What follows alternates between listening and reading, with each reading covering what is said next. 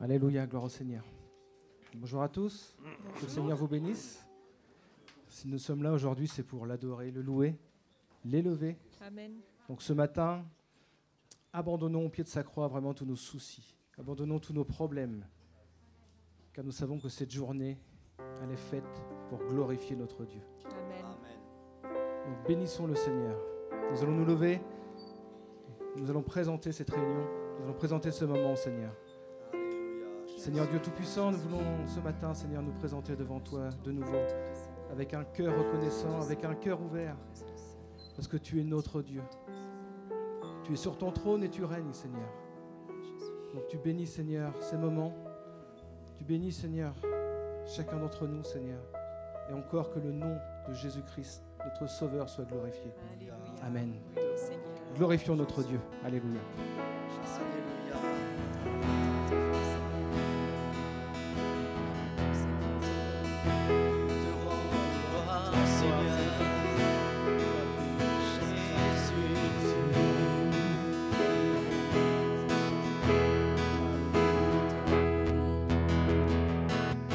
Ma vie est en toi, Seigneur, ma force est en toi, Seigneur, ma joie est en toi, Seigneur, en toi, oui, en toi.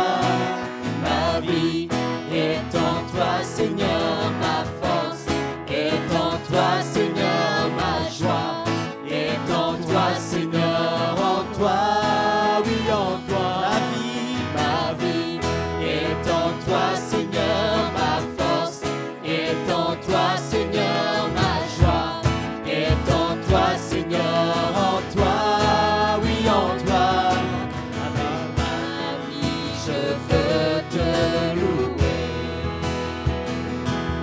Avec ma force, je veux te louer. De toute ma vie, de toute ma force, tout mon espoir est en toi. Ma vie est en toi, Seigneur, ma force est en toi, Seigneur, ma joie est en toi, Seigneur, en toi, oui, en toi. Ma vie est en toi, Seigneur, ma force est en toi, Seigneur, ma joie est en toi, Seigneur, en toi, oui, en toi. Avec ma vie, je veux te louer. Avec ma force, je veux te louer. De toute ma vie, de toute ma force, tout mon espoir est en toi. Ma vie est en toi, Seigneur, ma force est en toi, Seigneur, ma joie est en toi, Seigneur, en toi, oui, en toi.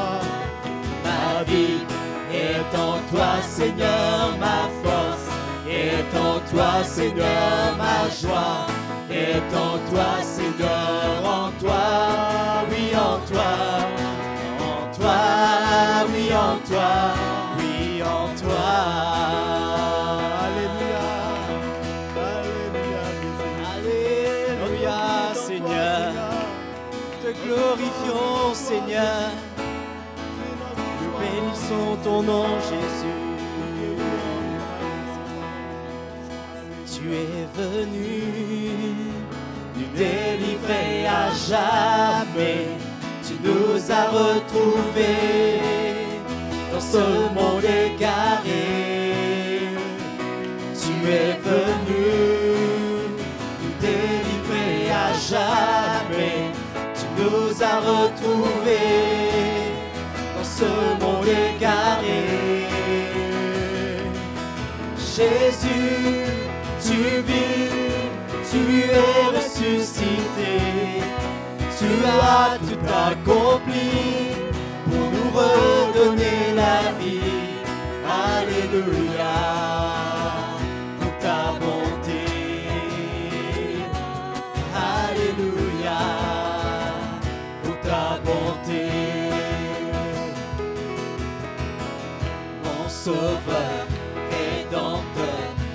as retiré du péché. Ta puissance a changé. Tu as laissé ta divinité pour nous. Délivrés à jamais, tu nous as retrouvés dans ce monde égaré. Tu es venu nous délivrer à jamais. Tu nous as retrouvés dans ce monde égaré. Jésus, tu vis, tu es ressuscité. Tu as tout accompli pour nous redonner la vie. Alléluia, pour ta bonté. Alléluia, pour ta bonté. Jésus, Jésus, tu vis, tu es ressuscité. Tu as tout accompli pour nous redonner la vie. Alléluia, pour ta bonté. Alléluia, pour ta bonté. Alléluia, pour ta bonté. Alléluia. Combien il n'y a pas d'autre Dieu comme toi, Seigneur. Tu es exalté ce matin, Seigneur. Alléluia. Il est exalté, le roi est exalté très haut. Je le louerai. Il est exalté pour toujours exalté. Je louerai son nom.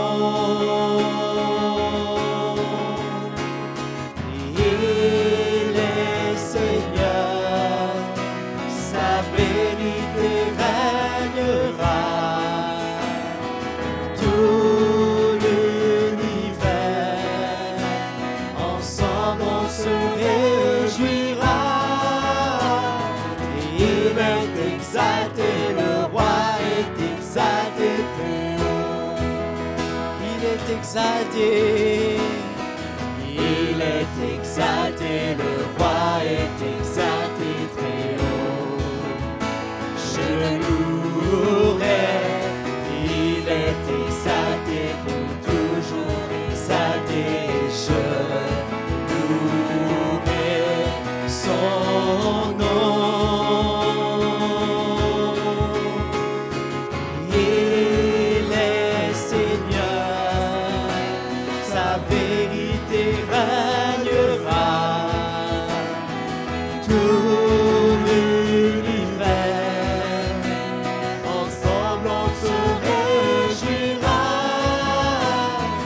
Il est exalté, le roi est exalté plus haut. Il est exalté, il est exalté, le roi est exalté très haut.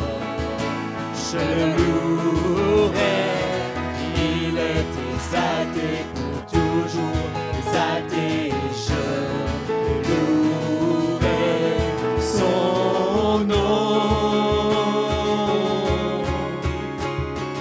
Il est Seigneur, sa vérité régnera. Tout l'univers, ensemble on se réjouira. Il est exalté, le roi est exalté très haut. Il est exalté, le roi est exalté très haut. Alléluia. Il est exalté, le roi est exalté très haut. Jésus, il est exalté, le roi est exalté très haut.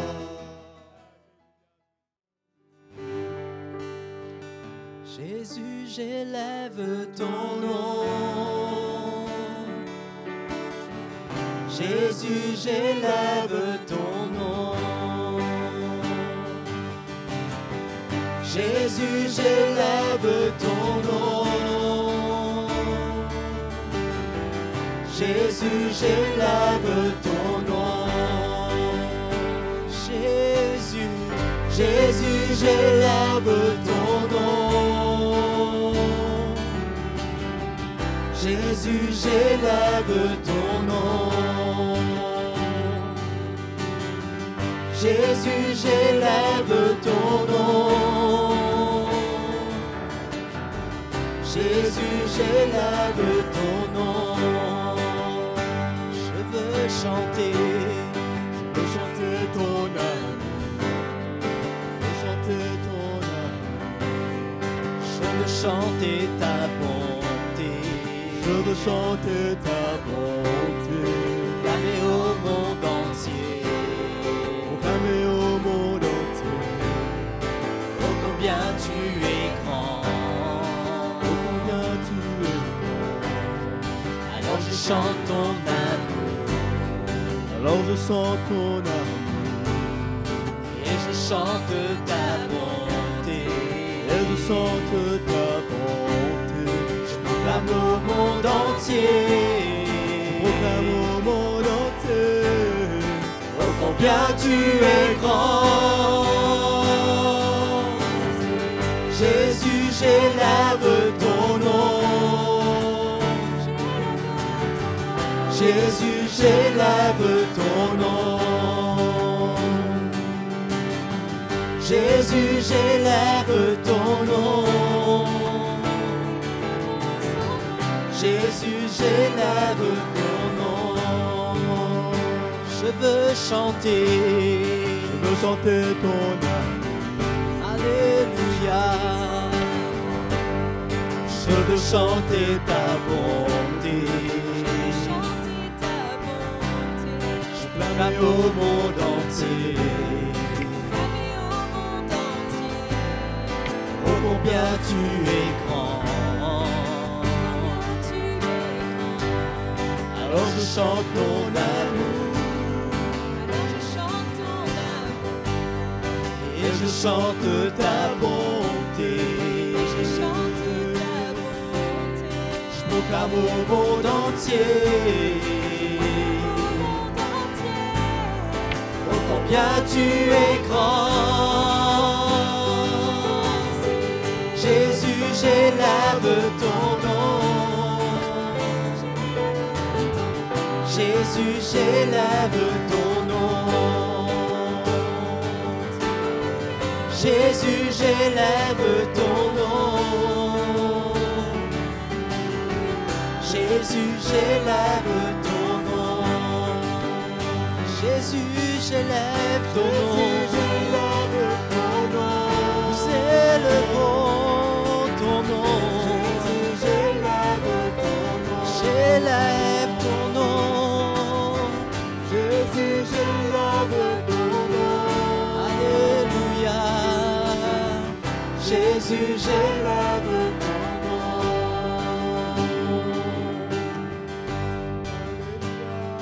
Le nom le plus élevé, le seul digne d'être loué.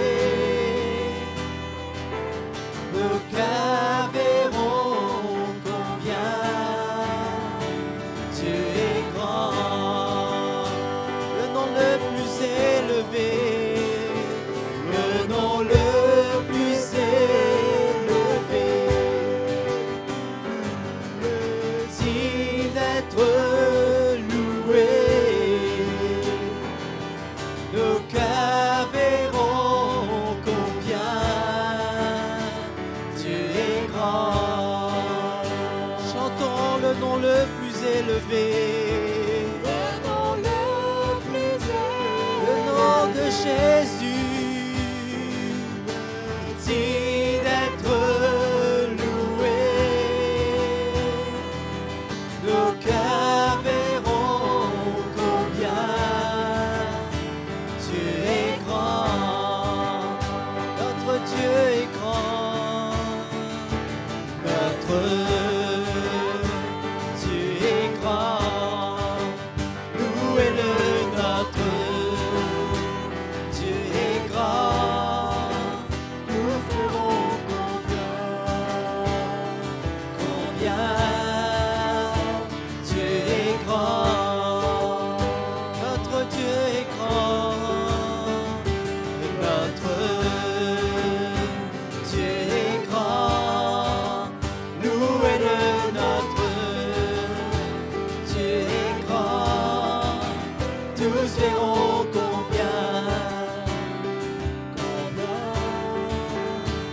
Dieu est grand.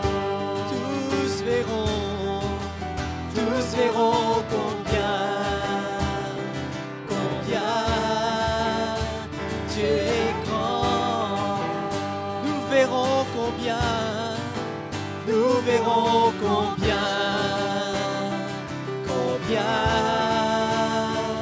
Dieu est grand.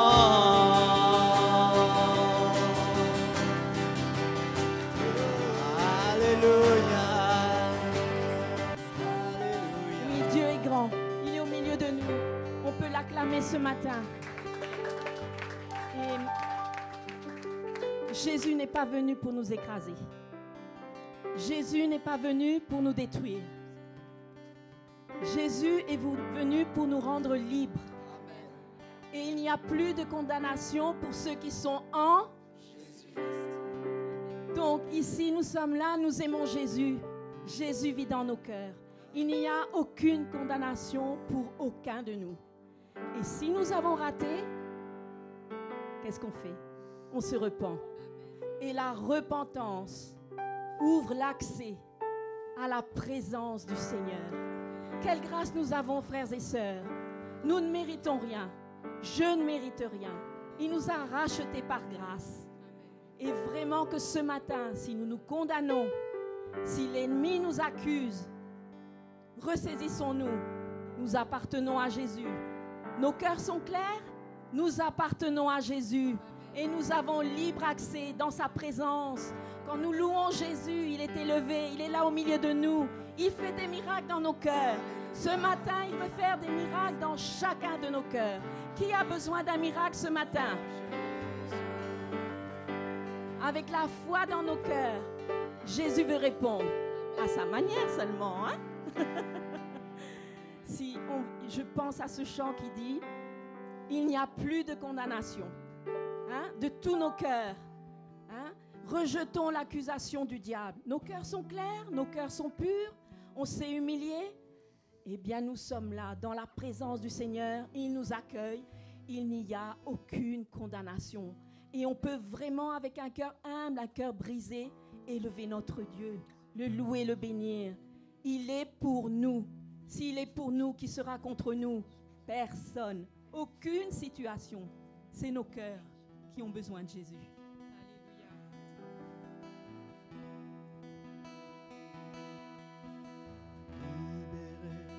Je suis libéré. Mes péchés sont pardonnés. Maintenant je suis sauvé. Et oui, je suis délivré de du sang de l'agneau qui m'a régénéré. Il n'y a plus de condamnation, plus de condamnation. Jésus-Christ a payé ma rançon. Il n'y a plus de condamnation, plus de condamnation. Je suis libéré, acheté en son nom. Justifié, oui, je suis justifié. Ma culpabilité, Jésus l'a enlevé. Sanctifié, oui, je suis sanctifié par le sang de l'agneau qui m'a régénéré. Il n'y a plus de condamnation, plus de condamnation. Jésus-Christ a payé ma rançon. Il n'y a plus de condamnation, plus de condamnation. Je suis libéré, acheté en son nom. Il n'y a plus de condamnation, plus de condamnation. Jésus-Christ a payé ma rançon. Il condamnation, plus de condamnation. Je suis libéré, acheté en son nom. Je suis libéré, racheté en son nom. Je suis libéré, racheté en son nom. Tu es notre paix, Jésus. Tu es celui qui nous donne la paix, Seigneur. Combien nous voulons venir à toi ce matin, Seigneur. Tu es grand, Jésus. Tu es grand et digne de confiance, Seigneur. Jésus, Jésus, c'est toi le chemin. Tu es la vérité. Jésus, c'est toi qui guéris. C'est toi qui nous donne la paix. Jésus, je veux t'adorer. Toi qui m'as délivré. Nul n'est comme toi, Seigneur. Je veux te suivre. Où aurais-je été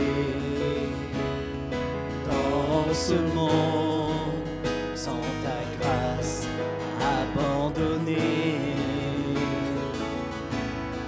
rejetée, méprisée? Tu es venu vers moi et tu m'as pris par la main, tu m'as pardonné, tu m'as lavé, purifié. Jésus, c'est toi le chemin, tu es la vérité. Jésus, c'est toi qui guéris, c'est toi qui nous donne la paix. Jésus, je veux t'adorer, toi qui m'as délivré. Nul n'est comme toi, Seigneur, je veux te suivre. Jésus, ta parole est puissante, elle ouvre mes yeux et elle me change jour après jour. Seigneur, tu m'as dit que ce ne serait pas facile de renoncer à tout pour te ressembler de plus en plus. Jésus, c'est toi le chemin, tu es la vérité. Jésus, c'est toi qui guéris, c'est toi qui nous donne la paix. Jésus, je veux t'adorer. Alléluia, nul n'est comme toi, Seigneur. Je veux te suivre. Nul n'est comme toi, Seigneur. Je veux te suivre. Nul n'est comme toi, Seigneur. Je veux te suivre.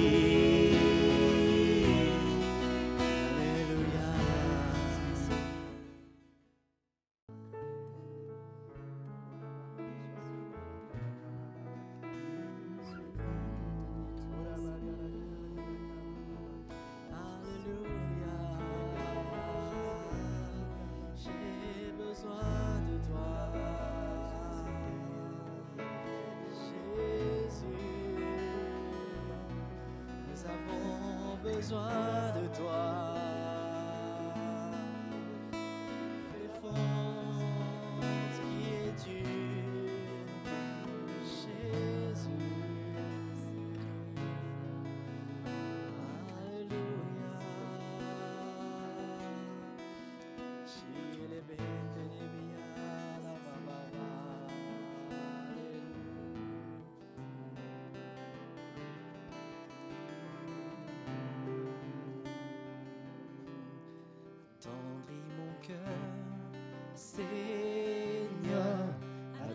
attendrir mon cœur. Tu es le seul qui peut attendrir mon cœur. Tu as donné ta vie et je t'appartiens, Jésus, attendris mon cœur, attendris mon cœur, attendris mon cœur, Seigneur, attendris mon cœur. Tu es le seul qui peut attendrir mon cœur. Tu as donné ta vie et je t'appartiens, Jésus, attendris mon cœur.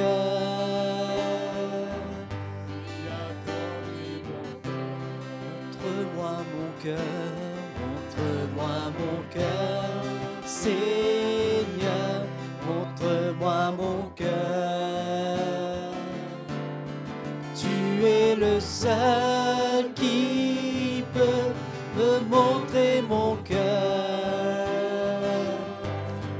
Tu as donné ta vie et je t'appartiens, Jésus, montre-moi mon cœur.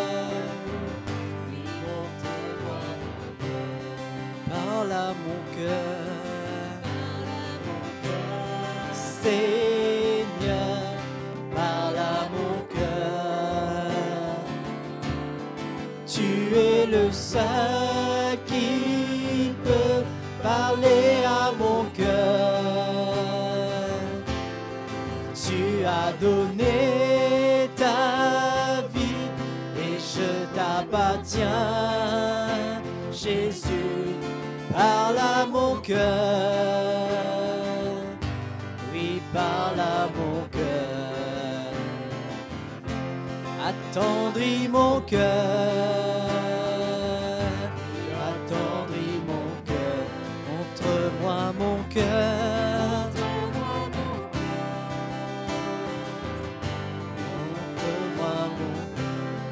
parle à mon cœur.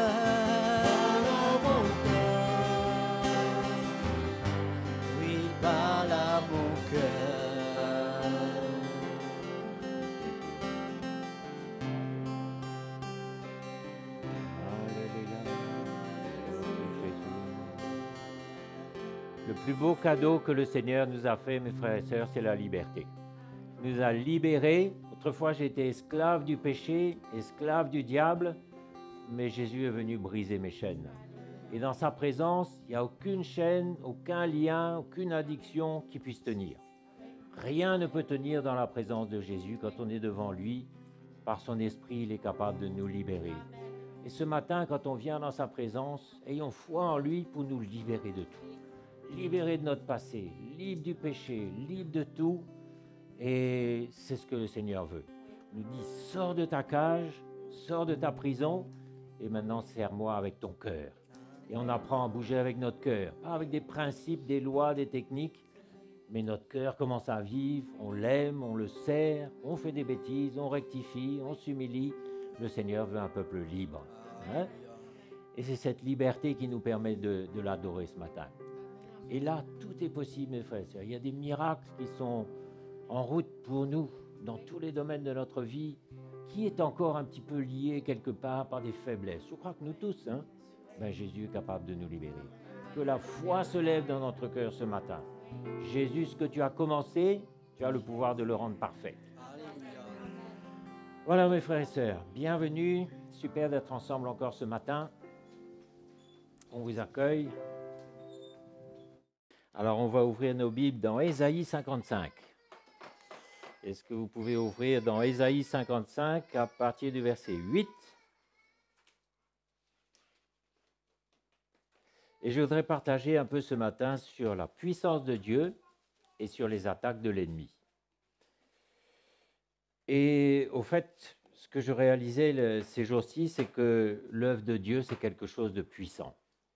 Et je suis sûr que vous pouvez témoigner de cela, c'est que l'œuvre de Dieu a pris place dans nos vies depuis bien des années pour beaucoup d'entre nous, et c'est une œuvre qui est puissante.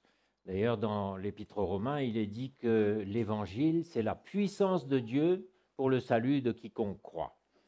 Alors, pour le salut, il faut bien comprendre que ce n'est pas juste le jour où nos péchés sont pardonnés, mais ici, il est question de tout le chemin depuis la nouvelle naissance jusqu'au retour de Jésus ou jusqu'à notre mort. C'est tout ce chemin-là, le salut. Et ce chemin de salut, eh bien, c'est là que nous expérimentons la puissance de Dieu. Qui a expérimenté la puissance de Dieu dans sa vie déjà? Nous tous. C'est puissant ce qui a saisi notre vie. Et on disait tout à l'heure que la première chose, c'est que Jésus a fait quelque chose que personne ne pourrait faire. On était esclaves du péché, esclaves de l'ennemi, sous sa main, écrasés. Le Seigneur nous a libérés. Il a tranché nos liens et nous a rendus libres. Et maintenant, l'ennemi n'a plus aucun pouvoir sur nous. Il nous a libérés de l'oppression du péché et du diable. Et en plus, nous expérimentons tous les jours des miracles, des progrès, des victoires. On expérimente des victoires extraordinaires, des miracles dans nos couples, dans nos vies, dans notre santé, dans nos finances, dans tout. Ça, c'est la puissance de Dieu à l'œuvre dans nos vies. Et on peut rendre gloire à Jésus ce matin pour cette puissance qui nous transforme. Et son but, c'est de nous emmener dans une transformation complète où un jour nous serons à la ressemblance de celui qui nous a créés. Comme au début. Le premier homme a été créé à l'image de Dieu et selon sa ressemblance. Et Jésus aujourd'hui nous recrée tous les jours à l'image et à la ressemblance de celui qui nous a créés. Et ça, c'est quelque chose de merveilleux. Mais il ne faudrait pas maintenant qu'on se mette sous la pression qu'on a entendu l'évangile tel jour, maintenant on est plein de bonne volonté, il faut absolument que ce qui a été dit s'accomplisse tout de suite. Vous savez, on entend la parole vient, elle frappe notre cœur, elle nous montre notre dureté de cœur, elle nous montre notre incrédulité, elle nous montre notre misère, et maintenant, plein de bonne volonté, on se met sous une pression terrible, comme quoi il faut que tout de suite l'œuvre se fasse, qu'on soit transformé, et que si jeudi dernier on a vu qu'on manquait de foi, aujourd'hui, dimanche, qu'on soit plein de foi. Mais il faut laisser la puissance de Dieu se manifester comme elle veut, quand elle veut, à son rythme. Et une fois qu'on s'est humilié, qu'on a vu notre état, on laisse le Seigneur travailler et on le laisse œuvrer. Et ce qui nous encourage, c'est ce qu'il a déjà fait. Il a déjà fait des grandes choses dans nos vies, ça nous encourage, et qu'il va faire la suite aussi. La belle œuvre qu'il a commencée, il a le pouvoir de l'emmener à la perfection pour le jour où Jésus reviendra. Et vous savez, on a facilement tendance, nous, avec notre intelligence, à mettre le Seigneur en équation et à mettre son travail en paramètres, un peu comme la météo, vous savez, qui a des modèles informatiques très puissants pour déduire de ce qui s'est passé, ce qui va se passer demain. Mais avec le Seigneur, ce n'est pas comme ça. Et Jésus explique à Nicodème dans Jean chapitre 3, il lui dit, celui qui est né de Dieu, c'est un peu comme le vent. Tu entends le vent, mais tu ne sais pas d'où il vient, tu ne sais pas où il va. Et celui qui est né de Dieu, c'est pareil. Il fait des choses que tu ne comprends pas, mais que Dieu comprend. Il est dans l'esprit, il va à contre-courant du monde, et le Seigneur ne fait jamais deux fois la même chose. Vous avez remarqué? Donc, on ne peut pas modéliser le travail du Seigneur, on ne peut pas mettre en équation le travail du Saint-Esprit, ça c'est impossible. Donc, la bonne chose, quand on se lève le matin, qu'est-ce que c'est? C'est dire, Seigneur, merci pour la journée qui commence, pardonne-moi ma misère, je reconnais, je manque de foi, je suis dur, je suis comme ci, comme ça, mais ta puissance travaille dans ma vie jour et nuit, et tout se fera comme tu veux, quand tu veux. Et je prends un petit exemple, quand quelqu'un de nouveau vient à Christ, vient dans l'Église, habituellement, on lui fait réciter la petite prière de repentance. Voilà, tu reconnais que tu es pécheur, est-ce que tu peux faire une petite prière après moi? On lui fait répéter. Mais moi, le jour où je suis né de nouveau, dans une réunion de maison, il n'y a rien eu de tout ça. La puissance de Dieu m'est tombée dessus sans que personne ne sache, ni moi, encore moins. Et d'un seul coup, poum, j'étais guéri, libéré, né de nouveau, transformé, équipé pour le service. Il n'y a pas eu d'appel. Le pasteur n'était même pas au courant de ce qui se passait dans le fond de la salle où j'étais. Je n'ai récité aucune prière. je n'ai fait aucune prière de repentance, la puissance de Dieu m'est tombée dessus, fini, terminé. Ça, c'est la puissance de Dieu. Et alors, il y avait un homme qui était infirme au bord de la piscine, et depuis 38 ans, on nous dit. Depuis 38 ans, il était malade, et je crois que c'est à propos de celui-là que les disciples ont dit, mais pourquoi est-il malade? On essaie de comprendre et de paramétrer, de mettre en équation, pourquoi est-il malade? Est-ce qu'il a péché? Ou est-ce que ses parents ont péché? Qu'est-ce qui s'est passé? Et Jésus leur dit, mais c'est rien de tout ça, c'est pour que la puissance de Dieu soit manifestée. Un point, c'est tout. Alors, le Seigneur a des voix, on va lire, « Car mes pensées ne sont pas vos pensées ». Ésaïe 55, verset 8. « Mes pensées ne sont pas vos pensées, et vos voix ne sont pas mes voix, dit l'Éternel. Autant les cieux sont élevés au-dessus de la terre, autant mes voix sont élevées au-dessus de vos voix, et mes pensées au-dessus de vos pensées. » Alors, il faut tout de suite qu'on redescende et qu'on accepte comme base que notre petit cerveau, là, est absolument impropre à évaluer l'œuvre de Dieu. Hein? Et il ne faudrait pas maintenant qu'on se décourage, qu'on se mette sous pression, qu'on se condamne parce que je n'ai pas de foi, je manque de foi, je suis dur, etc. Non, le Seigneur va faire son œuvre. Et si vous avez entendu dimanche dernier, jeudi dernier, concernant la foi, eh bien, réjouissez-vous, le Seigneur est à l'œuvre, la puissance de Dieu travaille, et le Seigneur va faire son boulot. Et le Seigneur est content de ce que vous êtes aujourd'hui, parce que vous êtes son œuvre dans le Seigneur. Vous êtes son ouvrage, et il est content de son travail, lui. Je suis ce que je suis par la grâce de Dieu. Vous pouvez vous dire ça, chacun? Et quand la parole de Dieu, on va lire, « Comme la pluie et la neige descendent des cieux et n'y retournent pas sans avoir arrosé, fécondé la terre et fait germer les plantes, sans avoir donné de la semence au semeur et du pain à celui qui mange, ainsi en est-il de ma parole qui sort de ma bouche, elle ne retourne point à moi sans effet, sans avoir exécuté ma volonté et accompli mes desseins. » Et c'est un passage auquel on fait référence souvent, mais c'est bon ce matin de prendre le temps de lire. Parce que quand la parole vient, dimanche, jeudi, cette parole-là va travailler vos vies. Vous l'avez reçue, vous l'avez accueillie avec foi, avec un cœur ouvert, elle va travailler vos vies et soyez certains qu'elle ne retournera pas à Dieu sans avoir fait son travail dans votre cœur.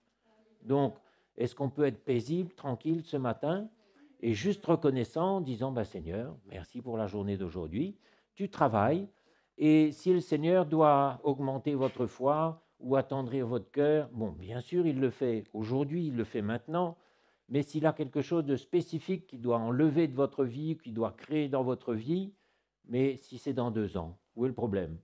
Et vous savez, dans la vie de l'esprit, c'est un peu comme ça. On appuie ici, ça pousse là, mais 2 ans après, 10 ans après, et il y a des gens qui ont prié pendant toute leur vie et ils n'ont même pas vu l'accomplissement de leur prière, mais un jour, il y a un grand réveil qui s'est manifesté, des grandes choses qui se sont manifestées, et le pauvre homme qui avait donné sa vie dans la prière, il est découragé, il se disqualifie parce que se dit, je suis passé à côté, j'ai rien compris, rien ne s'est passé. Mais non, l'œuvre de Dieu, c'est pas comme ça. Il ne faut pas essayer de comprendre l'œuvre de l'Esprit. Si le Seigneur vous met quelque chose à cœur, faites-le. S'il vous demande de vous humilier, humiliez-vous. Mais n'essayez pas de comprendre, ne vous mettez pas sous pression, ne vous mettez pas sous une condamnation parce que vous manquez de ci, vous êtes comme ça. Mais le Seigneur m'a créé comme je suis. Mais Seigneur, merveilleux. Je suis différent de Bruno, différent de Jean-Louis, différent de Mickey, mais Seigneur, tu m'as créé comme je suis et tu prends plaisir à ma vie. Et ta puissance me transforme de gloire en gloire, et quand tu reviendras, ton travail sera parfait. Ça peut nous rassurer ce matin et nous réjouir? Ça fait du bien, hein? Donc, on retire notre main de l'œuvre de Dieu et on marche par la foi. Moi, je ne comprends pas ce que Dieu fait dans ma vie. Je ne comprends pas pourquoi il y a des choses qui ne sont pas faites encore. Des choses certaines que Jésus m'a annoncées d'avance, des choses qui sont écrites dans la parole, c'est pas là. Pourquoi? Il n'y a rien à comprendre, pas plus que pour l'homme qui était malade depuis 38 ans, mais on dirait qu'il avait été créé comme ça pour qu'un jour Jésus passe et que la gloire de Dieu soit manifestée. Qu'est-ce qu'on a à dire, nous? Rien du tout, hein? Et donc, je voudrais partager un petit peu, après avoir posé cette base, sur les attaques de l'ennemi. Parce que je vois une chose en ce moment, c'est que beaucoup d'entre nous, nous sommes attaqués par l'ennemi. Et l'ennemi, c'est une réalité, il balance ses flèches et il nous attaque. Et il faut bien savoir exactement ce qu'il en est. Et d'abord, on va repréciser un petit peu que celui qui est né de Dieu se garde lui-même et le malin ne le touche pas. Ça, c'est dans 1 Jean 5. Et au milieu de nous, il n'y a aucun démon. Et cette histoire de chasser des démons dans l'Église, c'est une fausse doctrine et c'est même une hérésie. Et c'est une méconnaissance totale de la manière dont Dieu travaille et de ce qu'il fait, parce que quand quelque chose ne va pas dans nos vies et dans l'Église, ben, c'est pas parce qu'il y a un démon quelque part là qui veut se manifester, mais c'est simplement parce que notre chair est vivante. On a tous une chair vivante et tous nos ennuis viennent de là. Et le remède pour la chair, c'est la croix. Il n'y a pas besoin de chasser des démons, mais on a juste besoin de prendre notre croix, de souffrir, de mourir, de persévérer, et tous nos ennuis seront résolus. Mais cette histoire de chasser des démons, il faut vraiment que ce soit clair pour nous, que ce n'est pas biblique. Et au fait, l'histoire de lier, délier, qu'on entend si souvent dans le monde chrétien, ça vient d'une méconnaissance totale de Matthieu chapitre 16, où Jésus dit à ses disciples, « Ce que vous lirez sur la terre sera lié dans les cieux ». Mais dans ce passage, il n'est pas question de démons. Jésus ne parle pas du tout des démons. Il parle du péché et il parle des désordres qui ne manqueront pas de se manifester dans l'Église. Jésus le savait puisqu'il était prophète. Il avait le don, il savait tout, il voyait tout. Et il savait que dans l'Église, il y aurait des situations de péché, des situations de désordre que les apôtres auront à régler. Et c'est pour ça qu'il les a équipés de puissance et d'autorité aussi pour gérer ces problèmes qui surviendraient. Et effectivement, les problèmes sont survenus. Un jour, Ananias est venu avec son offrande là devant, et Pierre a discerné par l'Esprit qu'il y avait du mensonge dans son cœur, et par l'Esprit, il a prononcé un jugement. Et Jésus a mis son sceau sur le jugement que Pierre avait prononcé, et Ananias est mort. Et de la même façon, dans l'église de Corinthe, il y avait des désordres, il y avait toutes sortes de choses, la chair qui se manifestait, le péché, des choses épouvantables qui se manifestaient, alors même qu'ils avaient été engendrés dans l'Évangile par Paul lui-même, mais il y avait toutes sortes de désordres et de situations de péché. Eh bien, Paul, là encore, a fait usage de l'autorité que Jésus lui avait donnée pour corriger, pour reprendre, pour remettre de l'ordre. Et il y a même un homme qu'il a voué à Satan, on nous dit, pour la destruction de la chair, afin que, au jour de Christ, au moins l'esprit soit sauvé. Donc son but, c'était un but d'amour, un but de sauver, que cet homme soit sauvé finalement, mais qu'il ne soit pas emporté par son péché. Donc on voit ici l'autorité que le Seigneur donne aux apôtres, et c'était dans le but de régler ces situations de péché et de désordre dans l'Église. Mais il n'y a aucun démon au milieu de nous, et quand quelque chose ne va pas, ben on ne va pas perdre notre temps à chasser des démons, mais on va au contraire avoir l'intelligence de prendre notre croix, de mourir à nous-mêmes, et de réaliser que notre chair est encore en train de nous suggérer ce que nous-mêmes on désapprouve. J'aime pas faire ça, mais je le fais quand même. Je déteste réagir comme ça, me mettre en colère, me justifier, mais je me suis encore justifié encore aujourd'hui. Et je me suis encore mis en colère. Je n'aime pas ça. Ben, c'est la chair qui agit. Il n'y a pas un démon de colère, il n'y a pas une histoire comme ça. Donc, je crois que c'est bien clair. Mais par contre, après avoir posé cette base, eh bien, il faut être clair aussi que l'ennemi a des plans pour nous et que l'ennemi est bien réel. Est-ce que vous savez que les anges sont bien réels? Ce sont des créatures célestes bien réelles, il en est question dans la parole, mais les démons aussi sont des créatures bien réelles. Et il en est partout question dans la parole, et il faut que nous nous tenions en garde contre les attaques de l'ennemi. Parce qu'il y a une chose que l'ennemi ne supporte pas, c'est de voir une église qui grandit dans la maturité, de voir des chrétiens qui s'aiment, alors ça, il ne peut pas supporter. Et il va tout faire, et il va s'acharner. Et moi, je ressens clairement qu'en ce moment même, l'ennemi attaque de tous les côtés. Et c'est bon signe, parce qu'il sait que bientôt, ça va briller. Il sait qu'il est détrôné, qu'il a perdu la guerre, et que bientôt, ce sera terminé pour lui. Mais avant ce jour où il sera précipité dans les abîmes, il va essayer de faire le maximum de dégâts, et c'est pour ça qu'il attaque. Et moi, je vois que beaucoup de chrétiens sont attaqués dans leurs pensées, attaqués, parce que l'ennemi n'a pas de pouvoir sur nous. Celui qui est né de Dieu se garde lui-même, donc on se garde nous-mêmes quand même, on fait tout ce qu'il faut, on est zélé, on se donne, on cherche le Seigneur, on prie en langue, on prie, on cherche le Seigneur, etc. On se garde nous-mêmes, ça c'est notre rôle, mais l'ennemi ne peut pas me toucher. Mais seulement, il va essayer, comme il a essayé avec Jésus dans le désert, comme il a essayé avec David quand il a eu un moment de faiblesse. Il faut être bien conscient, mes frères et sœurs, que le monde, il y a autour de nous un monde satanique, un quartier général du mal, qui a des plans, qui a des stratégies, qui a des agents, qui a une hiérarchie, et ils ont un plan bien coordonné pour s'attaquer à nous, et il connaît nos faiblesses. Et regardez David, le jour où il était dans son palais, il regardait par la fenêtre, il a vu une femme, et il est tombé dans le péché avec elle. Est-ce que vous croyez que c'était par hasard? Mais l'ennemi connaissait sa faiblesse. Peut-être qu'il aimait un peu trop les femmes, je ne sais pas. Et puis, il y avait certainement un moment aussi où il était affaibli parce que, au lieu de partir faire l'œuvre de Dieu avec ses frères, il était resté confortable dans son palais. L'ennemi sait quand attaquer, il connaît quelle est notre faiblesse, il sait exactement quand décocher sa flèche, et là, il a fait mouche et David est tombé. Et pour nous, c'est pareil, et c'est pour ça qu'il faut permettre au Seigneur de nous fortifier là où nous sommes faibles. Et là où nous sommes faibles, n'allons pas dire oh ben, « je suis comme ça, oh ben, c'est pas grave, je suis dans l'église, je suis en sécurité ».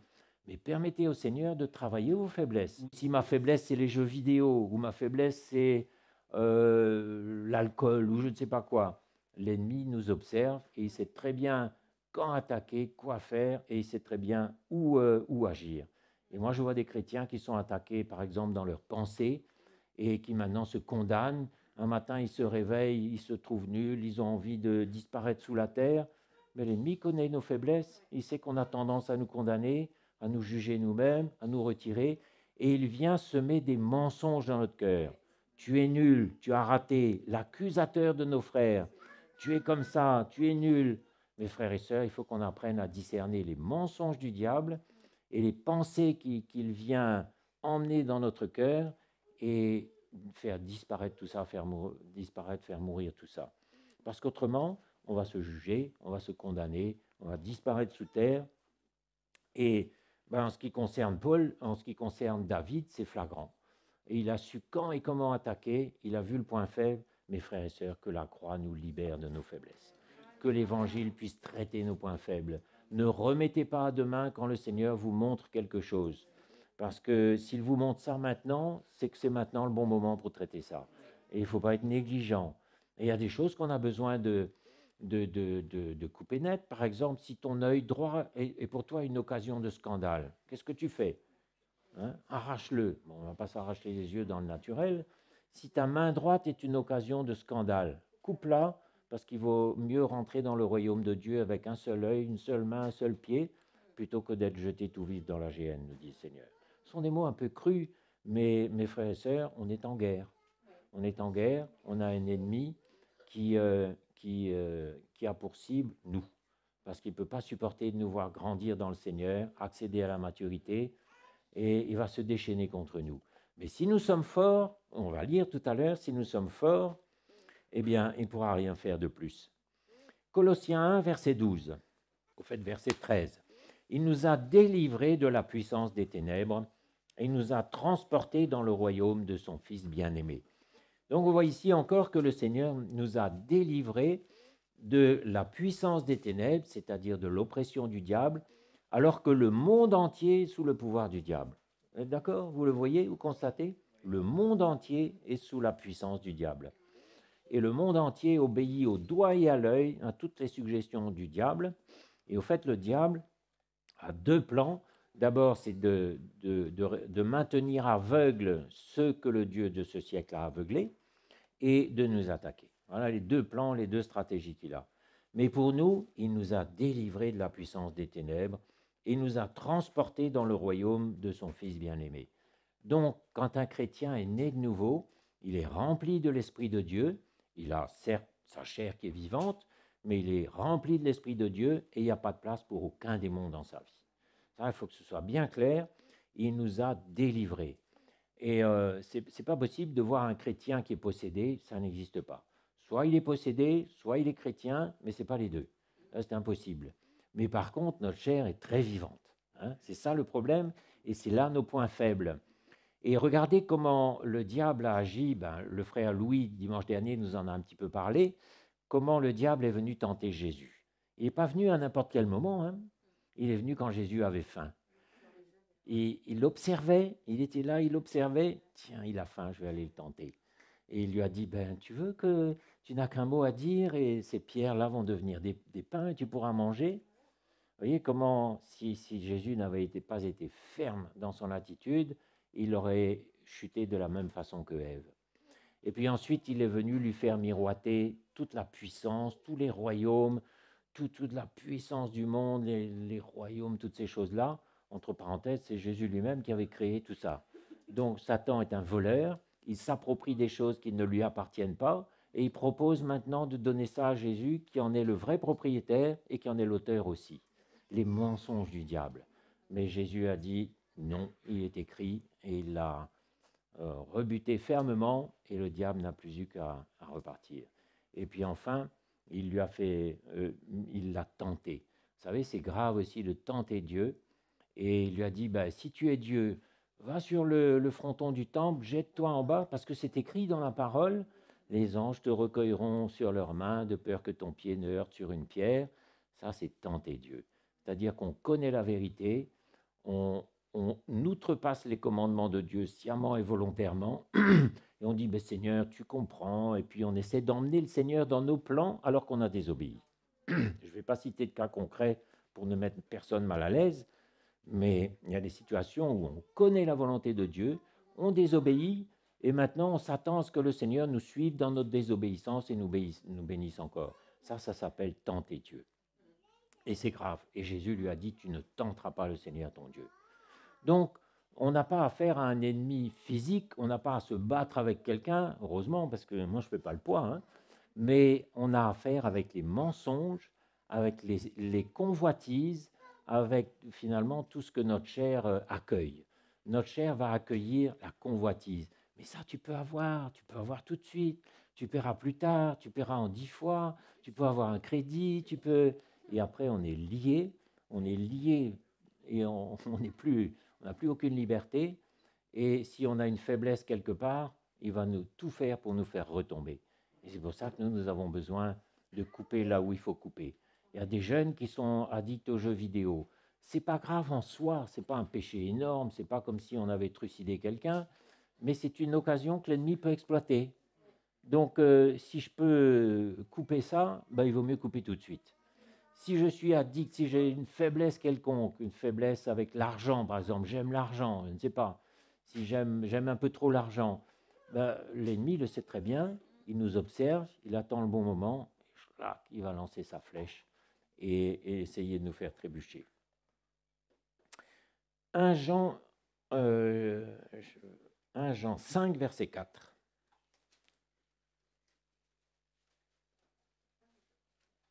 Oui, 1 Jean, l'épître. Le verset 3 déjà nous dit « Car l'amour de Dieu consiste à garder ses commandements ».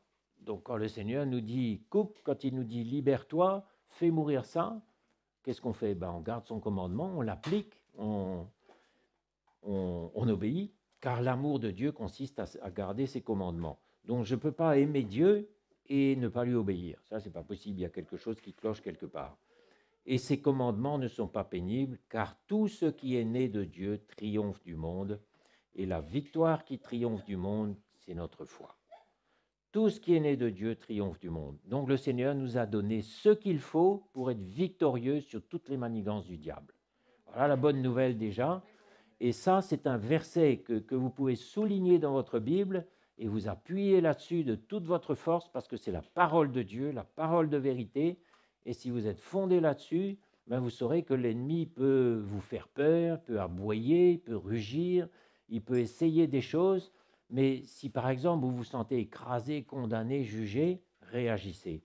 Dire non, le Seigneur m'aime, il m'a sauvé, il a mis mes pieds sur des lieux élevés, il m'a transporté dans le royaume de son Fils.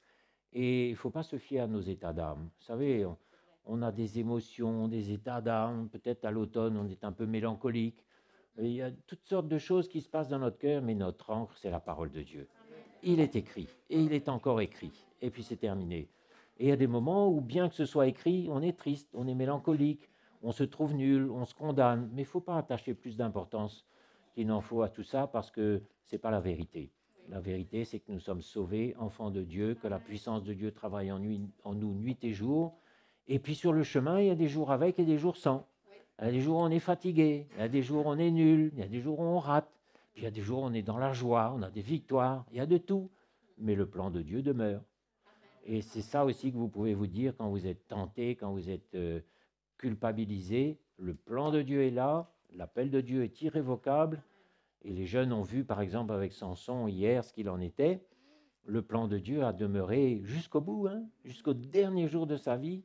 Le plan de Dieu était là. Mais ce serait dommage d'attendre le jour de notre mort pour nous repentir et reprendre le service de Dieu comme Samson, hein, et que tout s'écroule sur nous. Il vaut mieux réagir tout de suite plutôt que d'attendre le dernier moment parce qu'on a été négligent, désobéissant, on a joué avec l'appel de Dieu, on n'a pas pris ça au sérieux, on a joué avec notre salut. Ça, vraiment, c'est dangereux, hein. Samson a été sauvé le jour de sa mort, et regardez quelle misère il a éprouvé auparavant. Il était en train de tourner la meule, les yeux crevés comme un esclave. C'est une misère, on n'est pas appelé à ça. Mais aujourd'hui, on peut prendre l'offensive contre toutes les ruses du diable. Jacques chapitre 4, on y vient. Jacques chapitre 4, verset 7.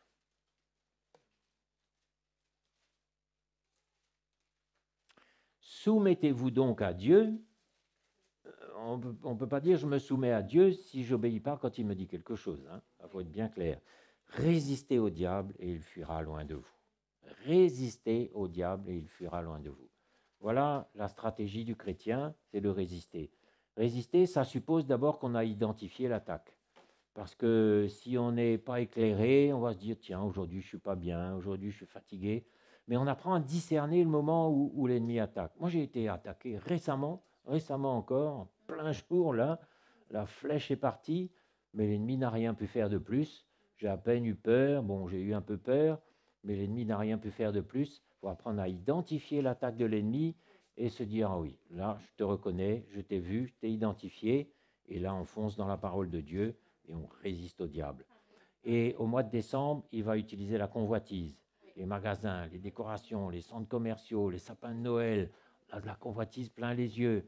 Il va utiliser ça. La convoitise, ça c'est une des armes favorites de l'ennemi. Et la convoitise n'est pas du monde, mais elle vient du diable.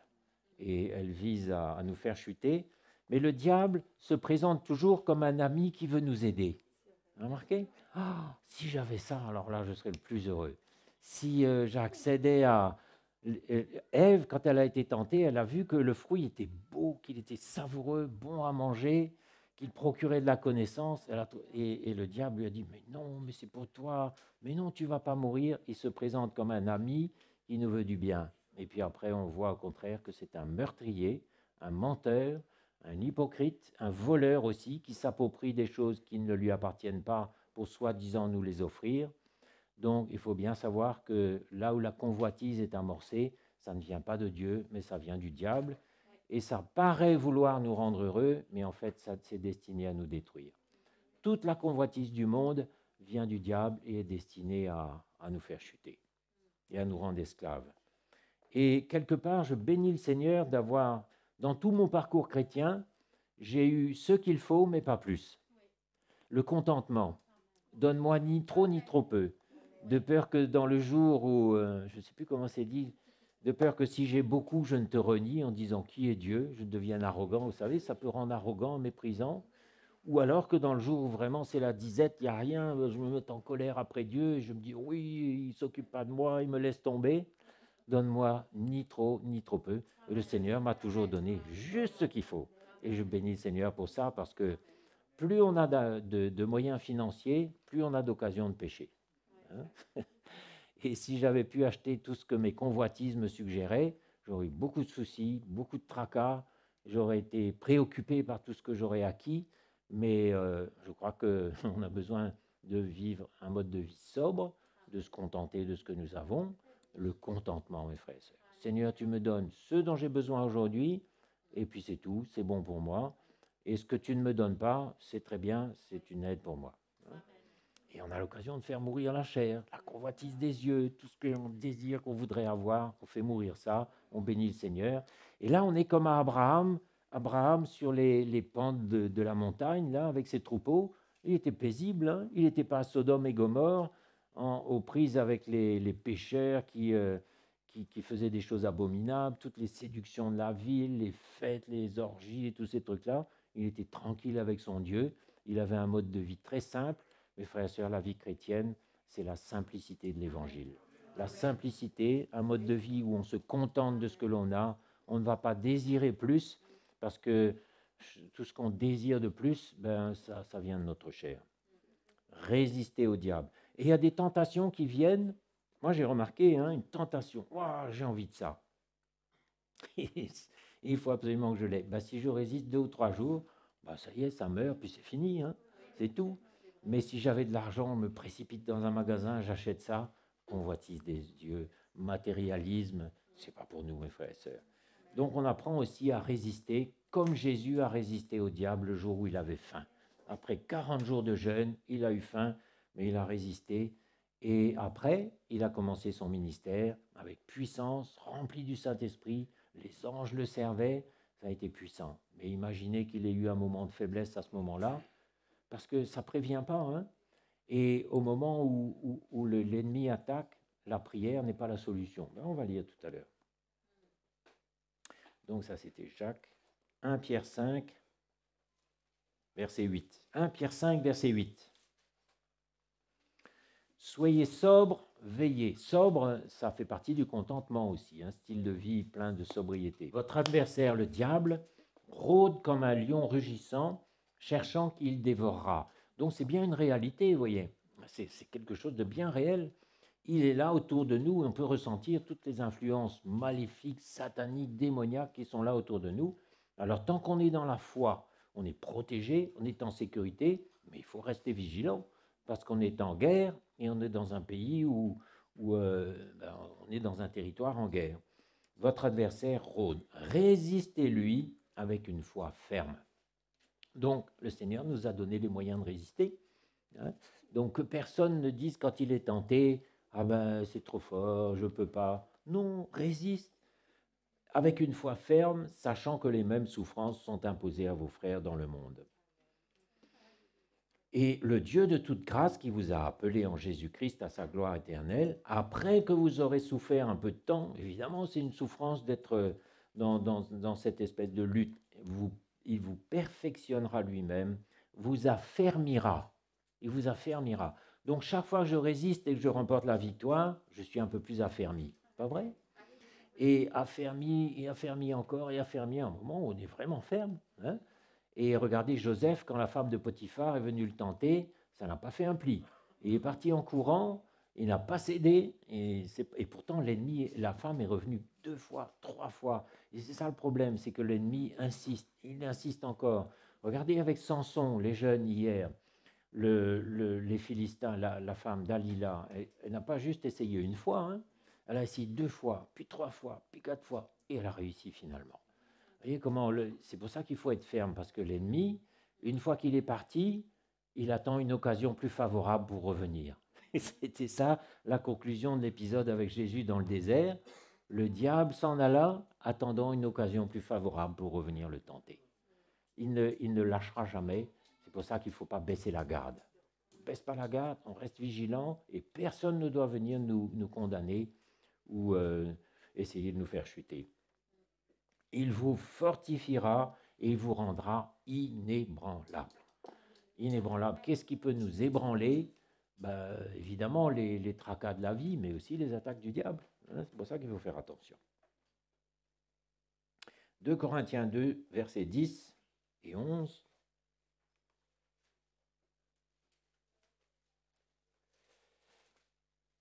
Or, à qui vous pardonnez, Paul dit ça aux Corinthiens, à qui vous pardonnez, je pardonne aussi. Donc il cherche à être pleinement uni avec le peuple de Dieu, dans l'unité du corps de Christ, un peu comme partageait le frère tout à l'heure. Il s'appliquait à maintenir l'unité du corps de Christ, et nous pouvons ressentir aussi de la même façon qu'on a besoin de resserrer les liens, de serrer les coudes, de nous rapprocher les uns des autres, d'avoir une relation fondée sur la vérité. et afin que l'ennemi ne puisse pas s'infiltrer et essayer de casser, de diviser, de séparer, parce que ça, c'est sa technique favorite. Et si j'ai pardonné quelque chose, c'est à cause de vous en présence de Christ, afin de ne pas laisser à Satan l'avantage sur nous, car nous n'ignorons pas ses desseins. Alors encore une confirmation, que le diable a des plans pour nous et il ne faut pas les sous-estimer. Il est puissant, il est malin, il nous observe, il nous connaît, il guette nos faiblesses et ses attaques sont très précises, ciblées, coordonnées. Il a toutes sortes de stratégies pour essayer de nous faire chuter. Et Paul dit ici, nous n'ignorons pas ses desseins. Et si Paul n'était pas intervenu vigoureusement dans l'église de Corinthe là, pour remettre de l'ordre, pour user de sa pleine autorité, ben les Corinthiens auraient été entraînés par tous les mensonges du diable et ils seraient repartis. Et une fois qu'on est reparti en arrière, notre état est pire qu'avant. Vous avez lu ça aussi? Celui qui a connu les promesses, la vie de Christ et qui repart en arrière, il devient pire qu'avant. Ah, moi, j'ai pas envie. Ça me fait froid dans le dos, j'ai pas envie d'en arriver là.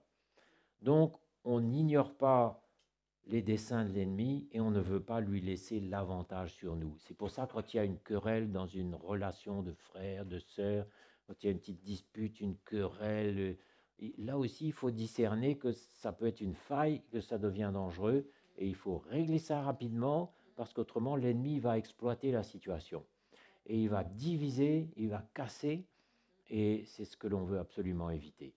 Quand il y a des choses pas claires entre nous, on les règle dans la paix, selon la vérité. On va se réconcilier, on fait tout pour aller chercher la réconciliation.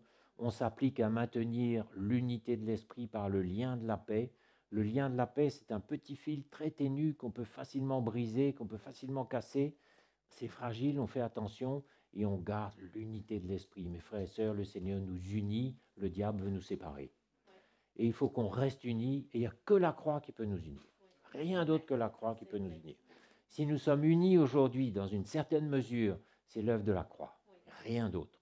Et si je pose ma croix, tout va revenir. La compétition, la jalousie, les querelles, rechercher une position, tout ça, tout va revenir. Mais quand on dépose tout ça au pied de la croix, eh bien, il y a une véritable unité qui prend place. Et quand deux personnes prennent leur croix avec application, ben, elles sont vraiment ensemble. Et tout de suite, on clique ensemble. Tout de suite, on s'accorde et on peut travailler ensemble. Mais ce n'est pas une question de 30 ans de conversion, de maturité, de grade, etc. Moi, je peux travailler avec n'importe qui ici, même les enfants, ce matin, si je sens un cœur sincère qui est en train de prendre sa croix et de renoncer à lui-même. Parce que les enfants ne sont pas trop jeunes, hein.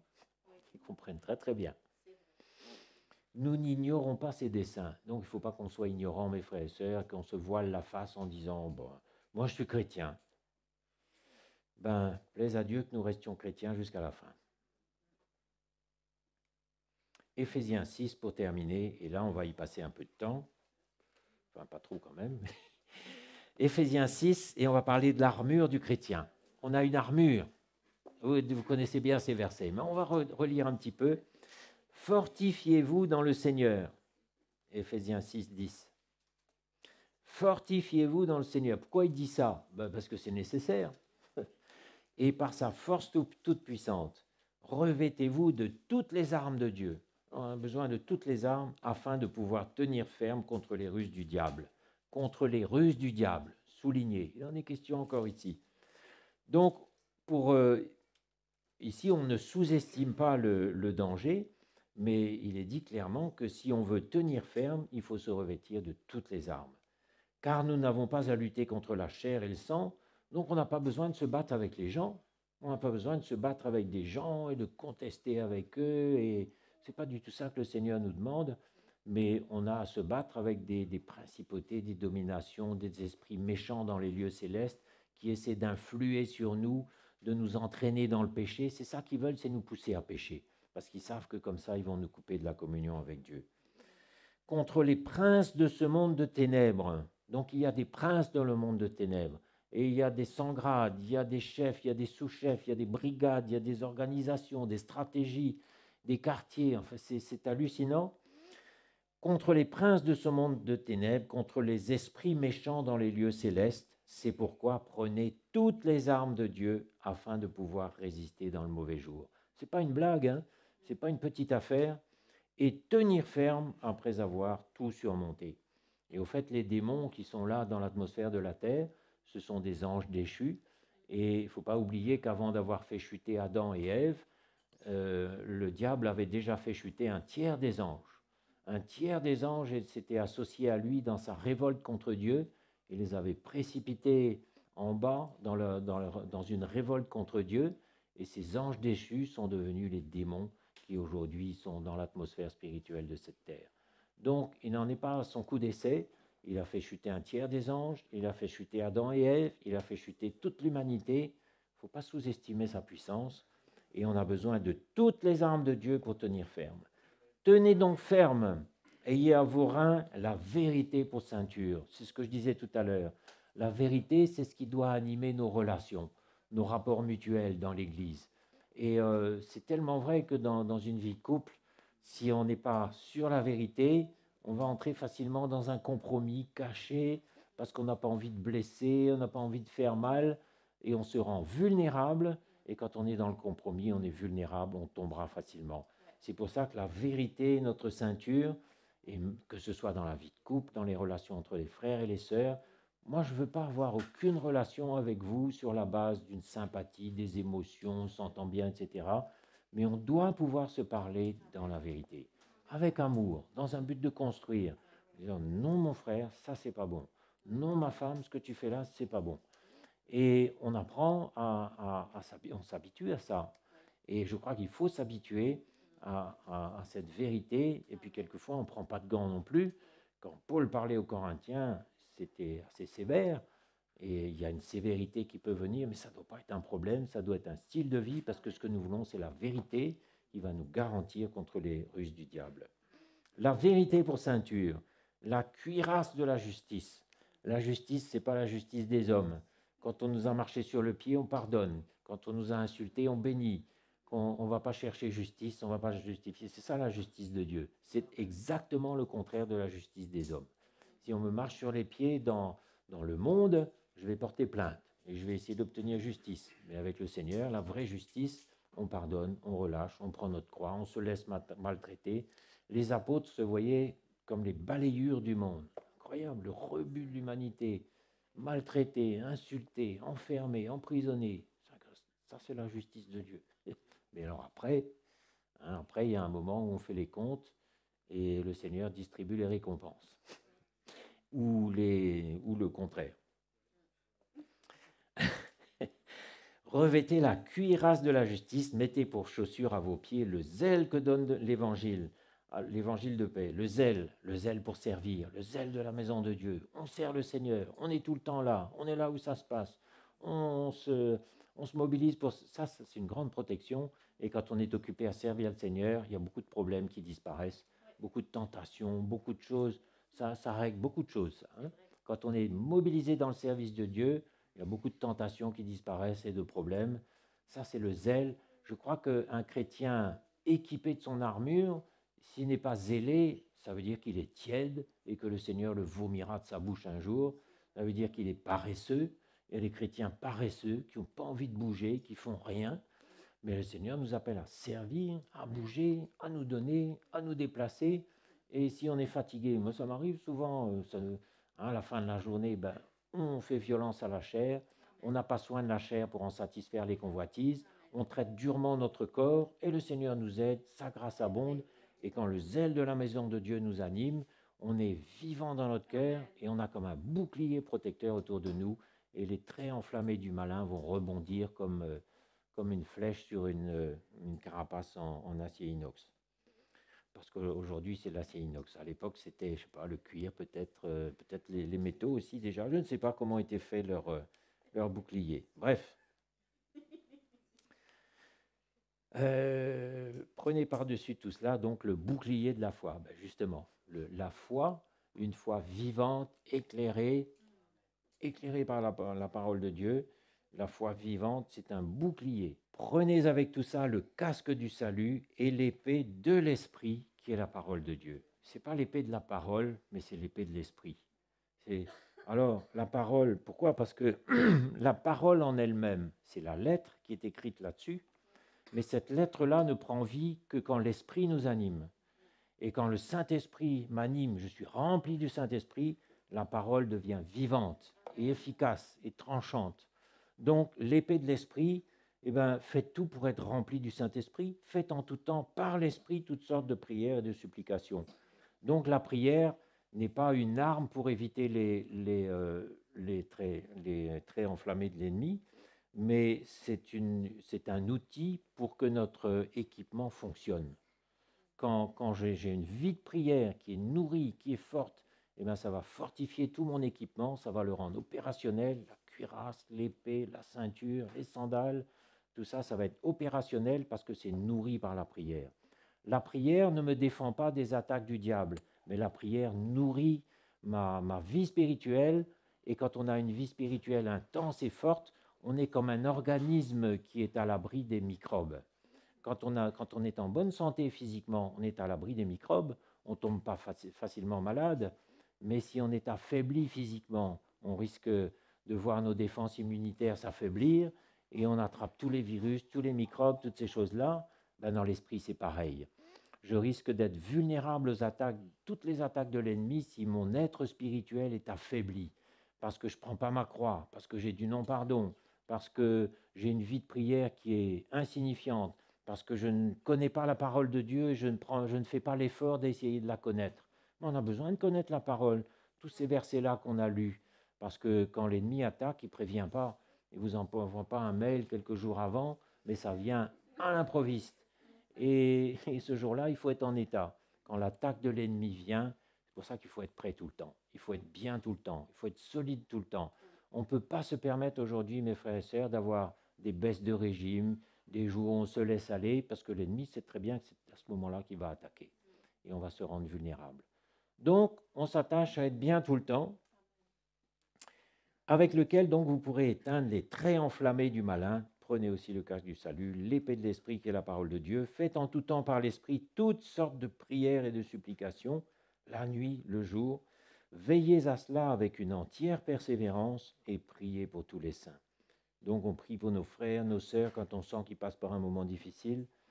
Priez pour moi pour qu'il me soit donné, quand j'ouvre la bouche, de faire connaître hardiment et librement le mystère de l'Évangile, pour lequel je suis ambassadeur dans les chaînes, mais dans la victoire. Dans les chaînes et dans la victoire, parce que dans toutes ces choses, nous sommes plus que vainqueurs. Le Seigneur nous a donné la victoire. Il a remporté la victoire sur l'ennemi. L'ennemi est vaincu, l'ennemi est désarmé. Mais seulement le mauvais calcul serait d'être négligent et d'être cool, d'être relax et de se laisser aller, parce que là, il ne nous fera pas de cadeau. Et on risque vraiment de déchanter. Il ne nous fera pas de cadeau, pas de quartier. Il est comme un lion rugissant qui rôde autour de nous, et on n'aura pas trop de tout cet équipement, parce qu'aujourd'hui, c'est aujourd'hui, mais demain, ça va être 1000 fois pire. Et moi, je sais pertinemment que quand l'Église commence à briller, le diable se déchaîne. Quand il y a un plan de Dieu qui se manifeste, tout de suite l'ennemi vient, tout de suite. Et il vient avec son plan pour essayer de saboter d'avance, pour essayer de tout détruire d'avance. Le diable est très au courant, il sait très bien quand l'Église va briller, il sait ce qui va se passer. Et il sait aussi qu'il a peu de temps, et c'est pour ça qu'il est descendu vers nous, animé d'une grande colère, parce qu'il sait qu'il a peu de temps. Et il sait qu'il a perdu la guerre, mais il va essayer de faire tout le mal possible avant de lâcher prise. Mais je ne dis pas ça pour vous faire peur. Hein? Est-ce que vous êtes encouragés ce matin à mener la lutte, le bon combat de la foi? La foi, c'est un combat. C'est pas j'ai la foi, cool, super. La foi, c'est un combat de tous les jours. Nous sommes des soldats. Et un soldat de Christ ne s'embarrasse pas des affaires de la vie. Il ne fait pas un grand cas des futilités de la vie. Mais il sait qu'il est en guerre, il sait qu'il a une victoire à remporter. Et celui qui vaincra, nous dit l'Apocalypse, celui qui vaincra héritera. Alors il y a plein de promesses. Je lui donnerai de la manne cachée. Je le planterai dans le royaume de Dieu et il n'en sortira plus. Il y a plein de promesses. Celui qui vaincra. Mes frères et sœurs, il faut prendre les armes de l'esprit, combattre le combat de la foi et se tenir en garde parce que l'ennemi ne cherche qu'une occasion, c'est de nous dévorer, de nous faire tomber. Hein? Donc, allons se tenir devant le Seigneur ce matin et prier qu'il nous aide à tenir bon contre toutes les ruses du diable. Alléluia. Seigneur, merci pour ta parole, pour tes avertissements. Merci pour la victoire que tu as remportée sur l'ennemi pour nous. Tu l'as désarmé, tu l'as vaincu. Et Seigneur, nous voulons être au bénéfice de cette victoire qui est la nôtre aujourd'hui si nous demeurons dans la foi. Merci de nous enseigner, de nous éclairer, de nous parler ce matin encore, afin que personne ne chute par négligence, par désobéissance, mais apprends-nous, Seigneur, à combattre le bon combat de la foi et à remporter la victoire. Merci, Seigneur, nous te louons.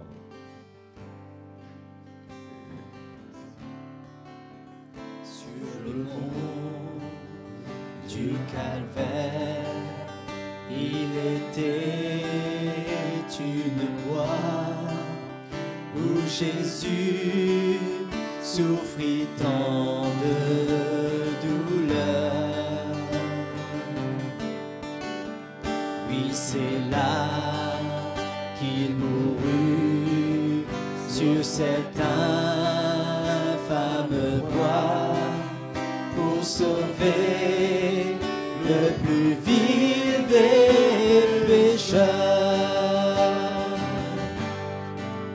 Cette croix me sera toujours chère. Elle est gloire et victoire pour moi. Et par elle, en la maison du Père, la couronne est offerte à ma foi. M'appuyant avec foi sur la croix de Jésus, sa bannière,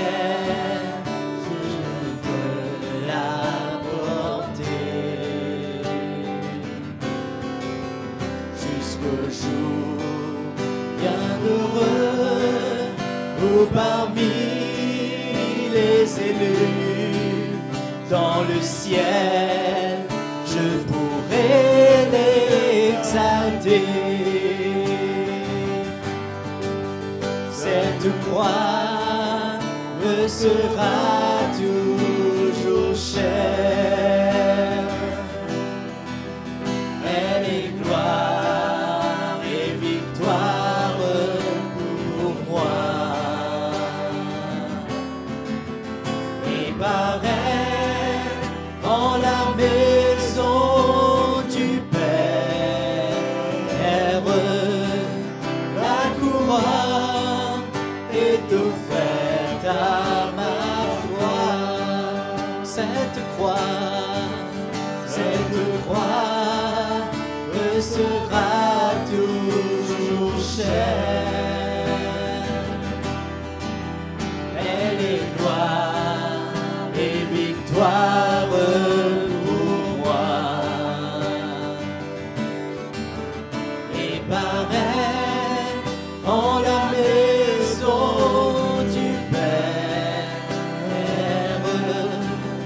la couronne est offerte à ma foi. Et par elle, en la maison du Père, la couronne est offerte à ma foi. La couronne est offerte à ma foi.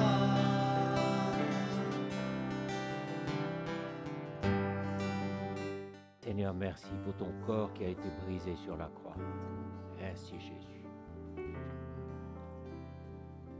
Et nous te remercions, Seigneur, Père éternel, pour ce sang qui a coulé pour nous, le sang de l'agneau parfait sans tache, qui nous purifie de tout péché, qui nous lave de nos péchés. Seigneur, merci pour ce sang qui a coulé. Alléluia. Alléluia. Allons remercier Jésus, allons louer le Seigneur, mes frères et sœurs. Merci Jésus. Merci Seigneur. Merci pour ta victoire sur la croix, Seigneur. Merci, Jésus. Je parlerai de toi, je porterai ma croix, toujours je chanterai Jésus, ce nom qui sonne, je le glorifierai, je le glorifierai, et je l'exalterai.